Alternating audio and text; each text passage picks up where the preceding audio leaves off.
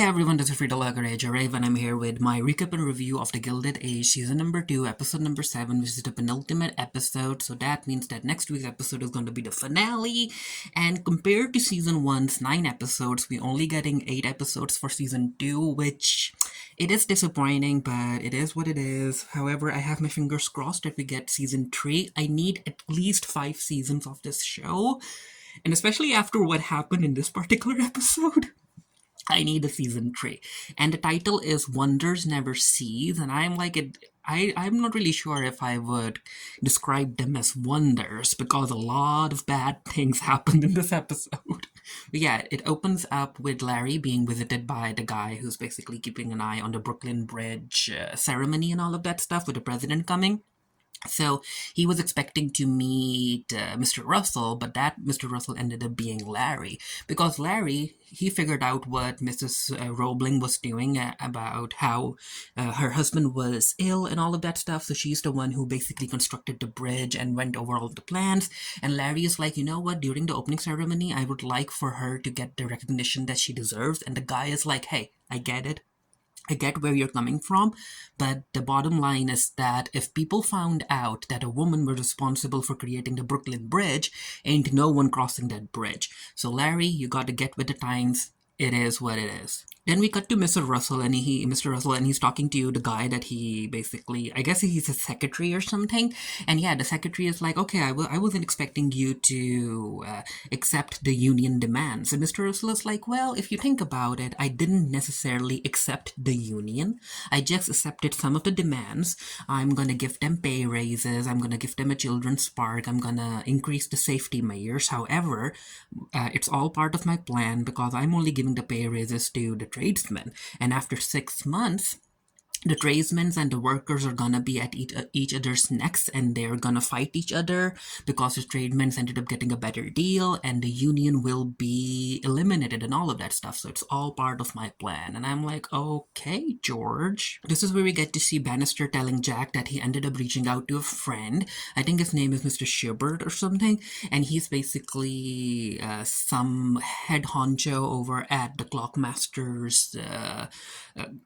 What is it? It's like a club or something, and he's like, you know what, I put in a good word for you, Jack, so the person will be coming over to inspect your work, and hopefully you'll get into the club, and then when you get into the club, the petitioner office will have to accept your application. And of course Mrs. Armstrong is being a Debbie Downer, and I'm like, why are you even here, Armstrong? Why? Due to Miriam basically accepting Dershell's proposal, that she is going to get engaged to Dershell, and yeah, Ada is like, should we go, Luke? And I can understand if you aren't able to. You don't have to push yourself because of me. I can represent us both. And Luke is like, you know what? I'm on limited time, and I want to live my and I want to utilize that time and live my life because both of them are concerned. Because Ada is like, you know what? If we go back to Agnes's house, Agnes is gonna continue asking you to stay with her, and I don't want that to happen. Miriam is going over the dresses she's supposed to wear for the little party that they're having, and she's like, this one's pretty, right? And Peggy's like, you know what, Miriam, all of them are pretty, right? And both women talk about how Dershell is a nice guy, he's a good father, he's rich, yada yada yada. But it's clear that Miriam doesn't like love him. And yeah, Peggy is like, so are you trying to persuade yourself? And Miriam is like, you know what, I am persuaded. And I'm like, sure, Jan. We get this very, very interesting scene between Aster and Bertha, where Miss Aster is like, you know what, I ended up getting you a box at the Academy. And Bertha is like, really? And Aster is like, yeah, that's what you wanted, right? I had to pull a lot of strings, get a lot of people on my side, also made a few enemies, but I did it all for you, Bertha. So now you have a box. Aren't you happy about it? And I'm like, Aster is clearly playing a game here. And I was actually glad that Bertha didn't fall for it, especially after she ended up having a little conversation with George. So both ladies are like, okay, so you'll be at the Brooklyn Bridge opening ceremony, and they're like, Esther's like, of course.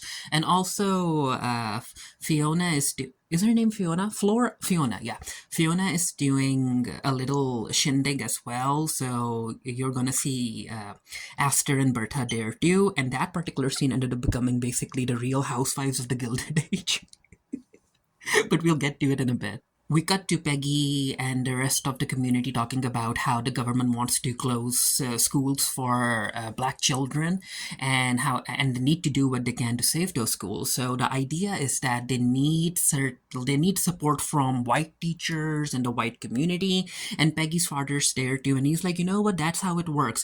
When I was a pharmacist, I ended up gaining the respect for my pharmacy and my work because other white pharmacists respected me. So what we need to do is that we need to recruit white teachers to support the school. We need to hire white teachers, and once we start hiring white teachers, then white children will be coming to the school as well. And of course, there are some people who don't want integrated schools, but hey, when it comes to surviving and moving the needle forward, you have to do stuff. And this is where like they're like, okay, so who are we going to reach out when it comes to white teachers? And Peggy is like, I have a plan. And I'm like, of course, it's going to be Miriam. So everyone is just happy about Dershel and Miriam finally getting engaged. And apparently Fiona wants to do the reception, and the actual wedding ceremony will occur at Luke's church. And Dershel is like, you know what, my daughter will be very, very interested in planning something. And Agnes is like, yeah, sure, as if I'm going to allow a 14-year-old to plan a wedding. Oscar ends up having a little conversation with Fiona, and this is where she asks him about Maud Beaton, and he's like, yeah, I'm going to invite her to the Brooklyn Bridge opening ceremony, and I'm going to propose to her. However, she's not actually here because she has an aunt over in Pittsburgh, I guess, or something, and she's sick, but she'll be here until for the opening ceremony, and I'm like, oh no, like, what happened with Oscar and Maud, like, I wasn't expecting that at all. Mr. Fortune is at the meeting too because he's like, yeah, the Globe needs to talk about the school system and all of that stuff. And then he ends up meeting Peggy's parents, and Peggy's mom is like, okay, so how many journalists were with you when you went to Tuskegee? And they don't answer. And I'm like, yeah, her mom she needs to reel Peggy in because Peggy is clearly falling for Mr. Fortune, and Mr. Fortune is to blame too. He's a married guy with a kid. He shouldn't be doing this, and I really, really hope that Peggy like steps away from him. The guy comes in to inspect the mechanism that Jack ended up inventing, and it has to do with the wheels and how the oil was actually causing them to not work properly and all of that stuff. And he's very, very impressed by what Jack is able to do, and he's like, you know what, Jack, I'm gonna go talk to the members of the club because clearly you know a lot more about clubs, a lot more about clocks than they do. And I'm just so happy for Jack. I'm just so happy. I want him to succeed. I mean, he has the brains for it. It's time for Dershel to leave, and he's saying goodbye to everyone. And Luke also gets up, and this is where Luke falls down because again his health is failing him, and this is bad. And seeing Luke fall to the ground gives Agnes a very solid reason to just keep him at the house. And she's like, nope, none of you are going anywhere. He's going to stay in one of the bedrooms. Then we have the scene between George and Berta, and of course she was very, very worried about what George went through at Pittsburgh, and she's just glad that everything is okay. And you know what, I love these two being romantic in such a way and supporting each other when it comes to the goals they have in mind for themselves and the family. And like, this is how you're supposed to like showcase a married couple who's very, very, very in love with each other, and they're also very determined. They have their own life with like outside the marriage. And a lot of writers and comic book writers and storytellers, they're like, you know what, once the couple gets together they become boring. And I'm like, no, they don't. No, you just have to be more creative when you're handling them. Like the Gilded Age is able to do that. Why aren't you guys able to do it? Berta ends up telling George about Lena basically offering the family a box at the academy and how that was always her goal. And George is like, really? Was that always your goal? You know, you shouldn't be stepping away from the opera house battle, because when it comes to the new establishment, you're going to be one of the founders. You're going to be held you're going to be held in high esteem, and I like that's what you want, right? I would rather that you keep on fighting, keep on moving. And yeah, I'm here for it too. I'm like, Lena is clearly trying to buy you out, Berta. Don't fall for it. The doctor ends up checking on Luke, and he's like, you know what? At this point, I can't help him. He needs to stay here because he's basically, yeah, the clock's ticking. He's gonna die soon. Ada wants to go back to be with Luke, and Agnes is like, no, Ada, you need to go and lie down. You need to get some rest. I'll stay with Luke. Miriam ends up talking about the importance of the schools for the black community, for the children, and all of that stuff, and how she has gone through the curriculum, and it's one of the best curriculums out there, and that she supports the schools and all of that stuff. So, yeah, but slowly and slowly, work is being done to keep the schools open. We're introduced to this guy. He's like an Irish guy who is a teacher, but no one is willing to give him a job because, again, he's Irish and he's an immigrant and all of that stuff. And the group is like, you know what, we'll start hiring you. I mean, you are Irish, but you are white, right?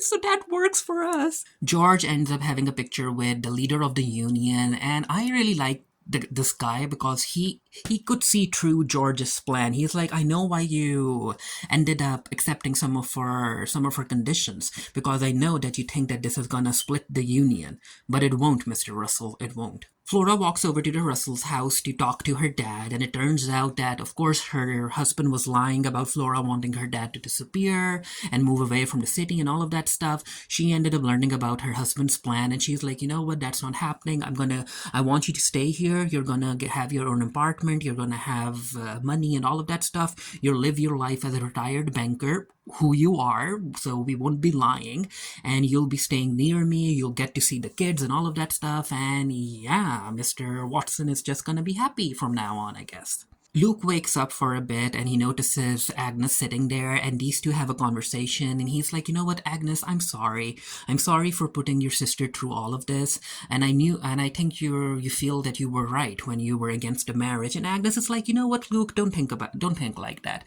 I'm very grateful that you ended up giving my sister a taste of a life she never had before, and she feels loved, and even if you die, she's gonna remember you, and she's gonna feel all warm and cuddly because of the memories. So I actually want to thank you for basically giving my sister love, in a sense. Oscar ends up talking to George, and he's like, you know what, I don't want things being weird between us because of the Gladys thing. I've moved on, and also I'm like a big investor in the railway companies and all of that stuff. And George is like, which railway company are you talking about? And Oscar is like, blah blah blah blah blah. And George is like, I don't know about them. And Oscar is like, why not? They're one of the biggest railway companies. And George is like, not really, because if they were big enough to be impactful, I would have known about them. And that raises a flag for Oscar. We get this scene between Mr. Fortune and Peggy, and they're celebrating the support that the schools ended up getting from the white teachers and how progress is being made. And Peggy's like, you know what, I need to write an article about this. And then these two also talk about the Brooklyn Bridge opening ceremony and how her father is basically, he even decorated the storefront, like something he never does. And Mr. Fortune's like, yeah, I think I'll be there. And he's like, let me walk you towards the carriage. And Peggy's like, no, there's no need. And then these two bump into each other, and I'm like, Peggy, run, girl, run away from him, stay away. Bring up his wife and kids whenever he tries to flirt with you. And yeah, it turns out that Oscar was, it was bad. It was bad. Oscar got scammed. There was no Castle Bridge Railroad Company, and it turns out that Maud was in it. And I'm like, at first I didn't realize that. At first I thought that Maud got played too, but no, it turns out that Maud was part of it. So I think Maud is like one of those women who goes around, integrates into high society, lures men in, and gets them to invest in stuff. And I'm like, ooh, this is bad. This is bad. So apparently he ended up losing a lot of money, which we'll get to in a bit.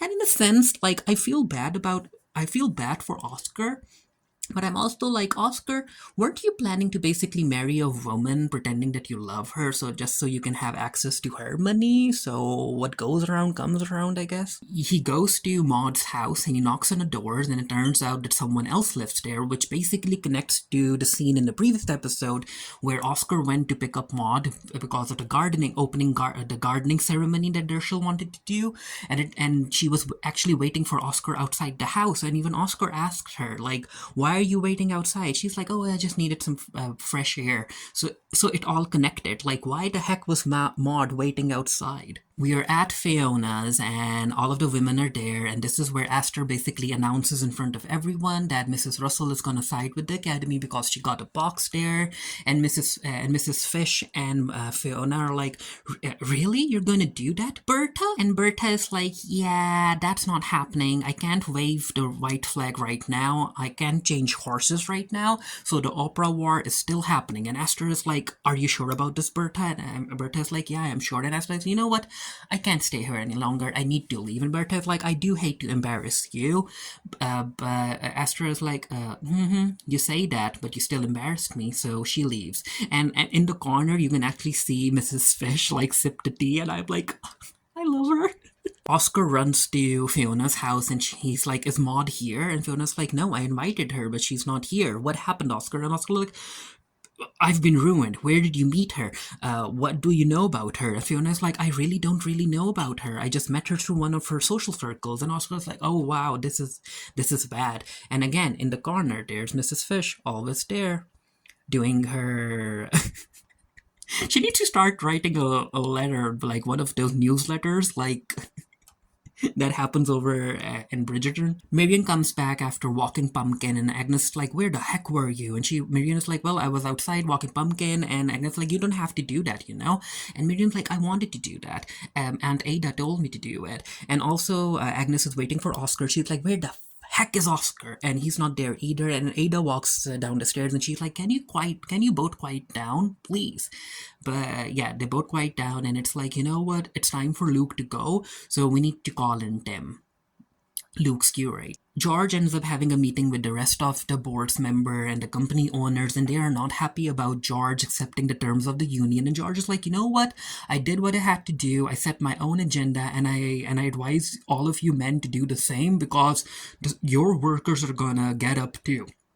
And the boardsmen are like, "You know what? No, you're the one who failed us. You're the one who ended up accepting the terms. So you're basically against us now." And I'm like, do they not realize how petty George can be if he feels that the rest of the company owners are actually against him? Oh, he's gonna side with the union just to bring them down further. We cut to the kitchens, and yeah, the cook is making a whole lot of food, and Mrs. Armstrong's like, "Who the heck are you making all of this food for?" And the cook is like, "You know what? I can't help Miss Ada, I can't help Mr. Luke, but what I can is cook. And a lot of people are gonna come over once he dies, so I would like to be prepared and all of that." And Armstrong's like, "Well, it feels like a waste." And I'm like, "Armstrong, who the heck asked you?" Dershel arrives, of course, and again, Agnes is like, "Where the heck is my son?" She's like, "Jack, did you send him a message?" And Jack is like, "I did, but he wasn't home, ma'am." Of course, because of how down Oscar is feeling, he basically walks all the way to John Adams' house, and John ends up serving him some tea and all of that stuff. And Oscar tells him about how, even though he wasn't going to pretend that he loved Maud and all of that stuff, but he's like, "You know what? She was good company. She made me laugh and all of that stuff. I could actually see a life with her." And John understands where Oscar is coming from, and Oscar is like, "You know what? At this point of life, at this point in my life, I think that you're the only one who's with me." And John is like, "I could never be against you, Oscar." And he ends up comforting Oscar, and I'm like, "Oh, like, I get it that these two love each other, but these two want very, very different things from their lives." And I like the fact that John, even though he loves Oscar, he did put his foot down. He's dating around, he ended up meeting another man and all of that stuff. And like he's gonna be there for Oscar when Oscar needs him, but he's not gonna ignore his own happiness just to make Oscar happy, and I appreciate that. Like, he's not gonna be the side woman, right? He's not gonna be waiting for Oscar all alone in his house while Oscar gets married, has kids, and all of that stuff, and basically gives limited time to John. And yeah, Tim ends up reading from the Bible in front of Ada and Luke, and it's a very, very emotional scene. And yeah, Luke is just happy that he's gonna go on to the next life and reap his reward. It's time for the opening ceremony. The president is there, the Roblings are there, and of course Lena is there too. And dun dun dun, she ends up bringing the Duke of Buckingham. And oh wow, I was like, of course Lena was gonna do something, and she did it. And George is like, did you know that the Duke was gonna be here? And Bertha's like, no, not necessarily. And George is like, so is Lena gonna steal the Duke from you? And Bertha is like, you know what? In a sense, if she won't be stealing no one.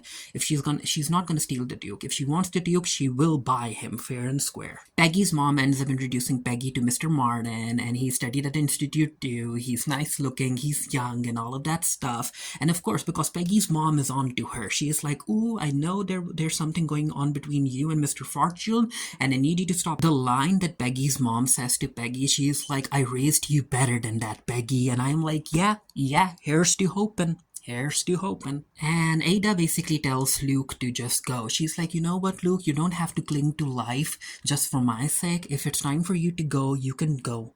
I'll be fine. It's time for Mr. Russell to give a speech, and of course it's Larry who ends up giving the speech, and he's like, yeah, we were all happy about the Brooklyn Bridge and what the Roblings did, but what I need you to know is that basically after Mr. Roebling fell ill, Emily Roebling, his wife, ended up taking over the duties, and she's basically monumental when it comes to the construction of this bridge, and I would like all of you to applaud her, and people do applaud Emily and the work that she's done. And I'm like, yeah, that's good.